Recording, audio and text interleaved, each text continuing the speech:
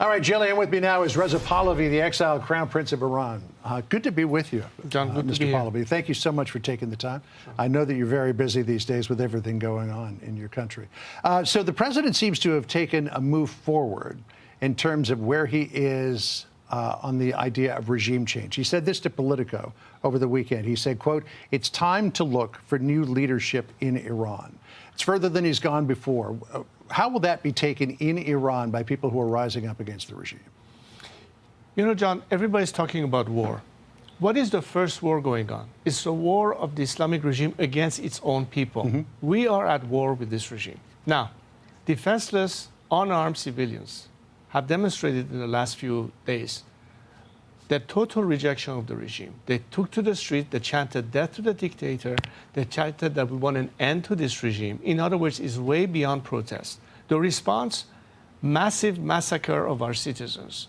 The regime utilizing military equipment from rifles mm-hmm. to tanks to brutalize and kill the people in an unprecedented way. And they continue to do that as we speak. They are in fact entering people's home, clubbering them. They have shot at the rooftops when people were chanting from the rooftops the last 2 days, ever since the internet disruption. So we are talking about an actual conflict. Now, I think the president was absolutely correct when he says there has to be a change of direction. And that's exactly what the Iranian people are asking for. But if the Iranian people now had the support of the president on that idea, will that encourage them to take to the streets in even greater numbers and put more pressure on the regime from within? Yes, and I think that the decisive factor would be the instrument of repression that has been unleashed mm-hmm. against our people is what is the ultimate obstacle to overcome. What changes the odds in favor of the people that can finally take over the system and push to a complete collapse depends on calculated strategic strikes against these institutions. And those would be American strikes? It would be, well, it could be an American strike, it could be Israeli strike, it could be whatever.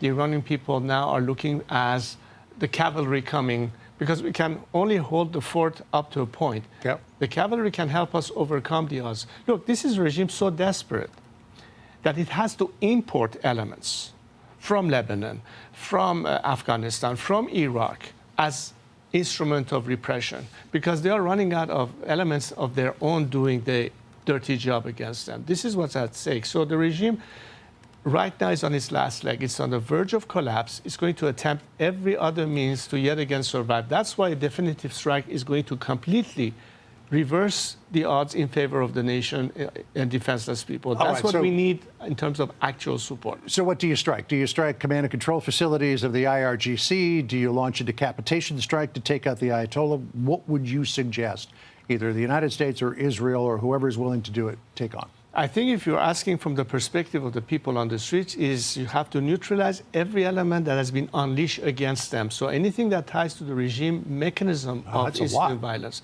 Well, it could be at first being targeting, of course, IRGC, which is the main culprit here, or any other instrument of state apparatus of control or violence. That's already a big plus. And that cannot come across via diplomacy or via negotiation. This is where the promise that the president has given has been very heartening to the people of Iran. And if that is carried out, then it changes, as I said earlier, the whole complexion. So if the regime topples, the big question is what comes next? You have put your name forward as somebody who would lead a transitional government in Iran.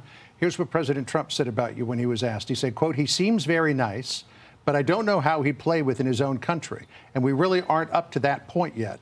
I don't know whether or not his country would accept his leadership, and certainly if they would, that would be fine with me." What would you say to President Trump about that? Well, I think he's absolutely right. Let the Iranian people determine who they want for the leadership. But in recent weeks in particular, you see which name they called, whose name that they are chanting. It's my name. And why? Because I think my 46-year track record and my commitment to liberate this country and ultimately achieve a democratic alternative by means of free elections. So the Iranian people will determine what their future will be, and the leadership is out there. I'm humbled by the fact that they've been supportive of my role and asked me to step in to lead the transition, which is precisely what I'm doing, so we can go from here and ultimately have the Iranian people choose whatever they want at the end, and the interim government will turn over the direction of the country to the once elected new system in our country. In recent days, Iranian state TV was hacked. It was almost like something out of a James Bond movie where the screen went like this, and suddenly you popped up with a message. How was that received? Well, that's very empowering because for decades, this regime has, on the one hand, imposed maximum censorship. It has tried always to cut off our compatriots from the rest of the world, namely internet access or even the telephone lines in recent days.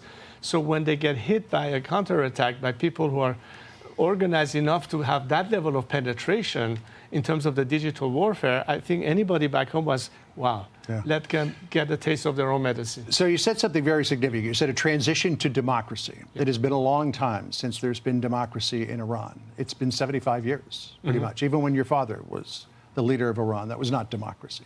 Is Iran ready for a return to democracy? Can it do it? Because there are some places in the world where democracy doesn't exactly work. I think that's the ultimate desire of every freedom-loving Iranian that is committed to a democratic alternative, to see that through. And right now, if you look at today's Gen Z of Iran, which constitute at least a third of the population, these are smart kids that have studied history. They understand the importance of strengthening institutions. They understand checks and balance system. They understand how society and citizens participate in the daily aspect of their governance. They know the free world as it is. They also know the non-free world. They know how it looks like in Pyongyang. They also know how it looks like in Washington. And what's important here, and I hope that especially the American viewers understand, the fact that you support this nation towards democratization is not just to liberalize the region and bring about something that is ultimately an element of stability, but what is the interest of America in all this? I think even President Trump remembers what Iran was like before the revolution, what kind of relationship we had with America. Look at the diaspora in America itself of Iranian Americans, how much they contribute to the progress and wealth of this nation. And ultimately, a different Iran will be comprised of people that are dedicated to that ideal. And I think there are not enough countries in the world that are democratic that can help us bring it and achieve it at the very end. But that changes the course of history. That's the first thing that will make America feel that they don't no longer have to have their 6 feet protecting the region, because now you have a viable, trusted partner that will work with you as your friend, not a regime that from day one called death to America. Well, that's the ultimate... it could certainly change the entire face of the Middle East, though, as we have seen before, sometimes when there's a power vacuum, what fills the vacuum is worse than what came before it. So if this happens, we hope it happens the right way. Reza Pahlavi, thank you so much for taking the time today. Really appreciate it. My pleasure. Thank you. Hey, Sean Hannity here. Hey, click here to subscribe to Fox News YouTube page and catch our hottest interviews and most compelling analysis. You will not get it anywhere else.